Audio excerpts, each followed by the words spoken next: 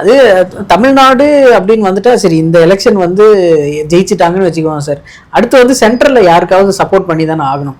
அப்படி இருக்கும்போது இப்போவே அவங்களோட ஸ்டாண்டு தெரிஞ்சிருச்சுன்னா நம்ம வந்து ஈஸியாக சப்போர்ட் பண்ணலாமே அப்படின்னு சொல்லி மக்கள் ஒரு முடிவு எடுக்கிறதுக்கு ஈஸியாக இருக்கலாம். அதனால சென்ட்ரல்ல உங்களோட ஸ்டாண்ட் என்ன அப்படின்னு கேட்டால் அதுதான் சொல்ல மாட்டேங்கிறாரு அவரு. அது வந்து யாருன்னு சொல்லாம அதுக்காக என்ன இருக்குது வந்து நீங்க ஜெயிச்ச பிறகு பாத்துக்கலாம் அப்படின்னு சென்ட்ரல் கூட யாரு கூட நாங்க இல்லை அப்படின்ற ஒரு விஷயத்துக்கு வந்து முன்னெடுத்து வச்சிருக்காங்க. இது ஒரு வித்தியாசமான இதுவாக தான் இருக்குது.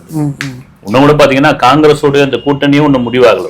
ஆமா சார், அது நேத்துல இருந்து ஒரே பிரேக்கிங் நியூஸா அடிச்சுக்கிட்டு இழுப்பறியா இது பண்ணி திடீர்னு ராகுல் காந்தி கதவை சாத்திட்டாரு, யாரும் என்ன மீட் பண்ணாதீங்கன்ட்டாங்க. சோனியா காந்தி கதவை ஓபன் பண்ணிட்டாங்க, திரும்ப இங்க வந்துட்டாங்க. அப்புறம் பாத்தீங்கன்னா அவரு செல்வ பெருந்தகை வந்து ரைட் எல்லாரும் கிளம்புங்க, நீங்க கிளம்புங்க, கூட்டி எல்லாம் முடிஞ்சு போச்சு, எல்லாம் சீக்கிரம் போங்க போங்க போய் வேலையை பாருங்கன்னு சொல்லிட்டாங்க. திடீர்னு பார்த்தா இல்லைங்க, அதுல வந்து 2 பிரிவு ஆகி போச்சு. ஒன்னு வந்து சோனியா பிரிவு, இன்னொன்னு வந்து ராகுல் காந்தி பிரிவு.